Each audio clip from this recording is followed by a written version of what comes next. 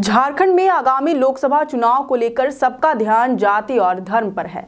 अलग अलग पार्टियां इस वक्त धर्म और जाति की राजनीति करने में जुटी हुई हैं। इसी बीच मुस्लिम वोट्स पर भी फोकस किया जा रहा है और जब बात मुसलमान वोट्स की आती है तब जहन में एक नाम असदुद्दीन ओवैसी की पार्टी AIMIM का जरूर आता है। जी हां, इस बार झारखंड के लोकसभा चुनाव में असदुद्दीन ओवैसी भी अपने उम्मीदवारों को उतारने की तैयारी में है। झारखंड में मुसलमानों के बीच ओवैसी की मौजूदगी बढ़ रही है। इस बार मुकाबला त्रिकोणीय होने वाला है। AIMIM राजमहल, गोड्डा, गिरिडीह, रांची, चतरा और हजारीबाग पर उम्मीदवार उतारने की तैयारी कर रही है। पार्टी के प्रदेश अध्यक्ष मोहम्मद शाकिर ने बताया कि ओवैसी को प्रदेश की 6 सीटों पर चुनाव लड़ने का प्रस्ताव भेजा गया है। इनमें राजमहल, गोड्डा, रांची और चतरा सीट लिस्ट में सबसे टॉप पर है। इसके अलावा हजारीबाग और गिरिडीह भी लिस्ट में शामिल हैं। रांची से पार्टी ने ST और चतरा से SC उम्मीदवार उतारने का फैसला किया है। NDA और इंडिया गठबंधन की आमने सामने की लड़ाई में AIMIM के आने से कई सीटों पर सियासी समीकरण बदल सकता है। राजनीतिक विशेषज्ञों का मानना है कि ओवैसी की पार्टी अगर झारखंड में चुनाव लड़ती है तो इंडिया गठबंधन को थोड़ी परेशानी हो सकती है। ओवैसी की पार्टी ने जिन 6 सीटों से उम्मीदवार उतारने की तैयारी की है वहां मुस्लिम मतदाताओं की संख्या अच्छी खासी है। 2019 के आम चुनाव में बड़ी संख्या में मुस्लिम वोटरों ने महागठबंधन के पक्ष में मतदान किया था। अब तक मुस्लिम समाज गैर भाजपा दलों का वोट बैंक माना जाता रहा है, लेकिन भाजपा के नेता मानते हैं कि इस बार काफी संख्या में मुस्लिम वोट बीजेपी को मिलेंगे। वहीं दूसरी तरफ AIMIM को बीजेपी की B टीम बताते हुए झारखंड मुक्ति मोर्चा ने तंज किया है। पार्टी के प्रवक्ता मनोज पांडे ने कहा कि झारखंड में AIMIM पार्टी कुछ है ही नहीं। डुमरी इलेक्शन में झारखंड के लोगों ने उनको सबक सिखा दिया था। इलेक्ट्रल बॉन्ड के चंदे की रकम के जरिए ऐसी पार्टियों को घोषित किया जाता है ताकि बीजेपी को सियासी मदद मिल सके। उन्होंने कहा कि मजहबी तनाव फैलाने वाली पार्टियों को देश के लोग अब कभी भी मौका नहीं देंगे। वहीं ओवैसी की पार्टी पर कांग्रेस भी हमलावर नजर आई। कांग्रेस ने कहा कि उनके इलेक्शन लड़ने से महागठबंधन को कोई परेशानी नहीं है। इस देश का संविधान तमाम सियासी पार्टियों को इलेक्शन लड़ने की इजाजत देता है, लेकिन उनका जो हाल डुमरी उपचुनाव में हुआ था वह किसी से छुपा नहीं है।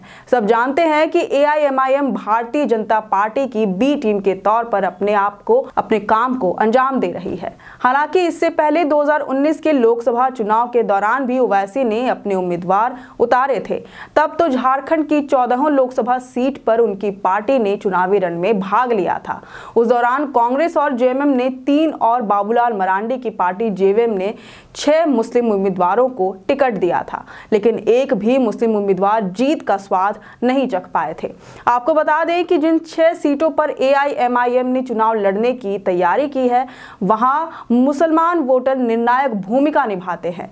इनमें सबसे टॉप पर राजमहल सीट है जहां मुस्लिम वोटरों की संख्या 33% से भी ज्यादा है। 2019 के आम चुनाव में यही एकमात्र सीट थी जिस पर महागठबंधन उम्मीदवार झामुमो के विजय हांसदा को 99,195 वोटों से जीत मिली थी। इस सीट में मुस्लिम वोटरों का अहम रोल रहा है। बाकी 5 सीट भाजपा और उसके सहयोगी आजसू के खाते में गई थी। वहीं गोड्डा में मुस्लिम वोटरों की संख्या 21%, रांची में 15.1% और चतरा में 13.5% है। इसके अलावा हजारीबाग और गिरिडीह में मुस्लिम वोटर्स करीब 17 से 18% हैं। इस लिहाज से देखा जाए तो झारखंड में मुस्लिम वोटरों या यूं कहें मुस्लिम समुदाय की जनसंख्या अच्छी खासी है, लेकिन झारखंड अलग होने के बाद से अब तक मात्र एक बार ही कोई मुस्लिम सांसद रहा है। गोड्डा एकमात्र लोकसभा सीट है जहां से झारखंड बनने के बाद कोई मुसलमान सांसद बना। 2004 में यहां से कांग्रेस के टिकट पर फुरकान अंसारी जीते थे।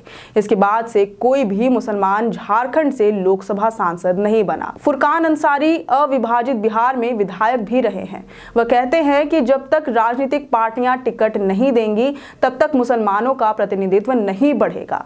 झारखंड की कुल आबादी का 17% होने के बावजूद यहाँ के मुसलमान सियासी हाशिए पर हैं। संख्या में तब्दील करने पर पता चलता है कि झारखंड में 50 लाख से ज्यादा मुसलमान निवास करते हैं।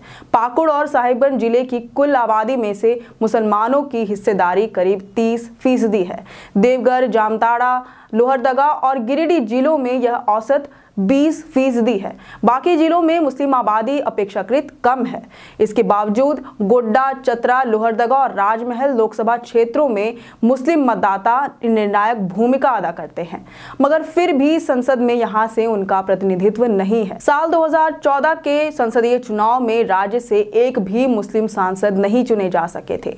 2019 के चुनाव में तो किसी भी प्रमुख पार्टी ने उन्हें टिकट भी नहीं दिया और इस बार भी किसी भी प्रमुख पार्टी ने उन्हें अब तक टिकट देने की घोषणा नहीं की है। बहुत मुमकिन है कि इस बार भी यहां से कोई मुस्लिम एमपी नहीं होगा, जो कि पिछले कई चुनावों से होता आ रहा है।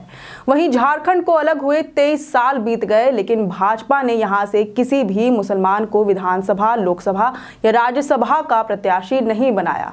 इस कारण भाजपा कोटे से कोई मुस्लिम आज तक सांसद या विधायक नहीं बन सका है, जबकि झारखंड में सबसे ज्यादा समय तक भाजपा का ही राज रहा है। लिहाजा मुसलमानों का मंत्रिमंडल में भी प्रतिनिधित्व न के बराबर रहा है। लेकिन इस बार का जातीय समीकरण का स्वाद कौन सी पार्टी चखेगी, ये तो देखने वाली बात होगी। मगर सवाल ये है कि क्या ओवैसी की टीम इस बार इन 6 में से किसी भी एक सीट पर जीत हासिल कर पाएगी? इसका जवाब हमें कमेंट में जरूर बताएं। अगर आपको ये वीडियो पसंद आया हो तो इसे जरूर से लाइक और शेयर करें। हमारे चैनल लोकतंत्र 19 को जरूर से फॉलो और सब्सक्राइब करें। फिलहाल लेते हैं अलविदा। जोहार।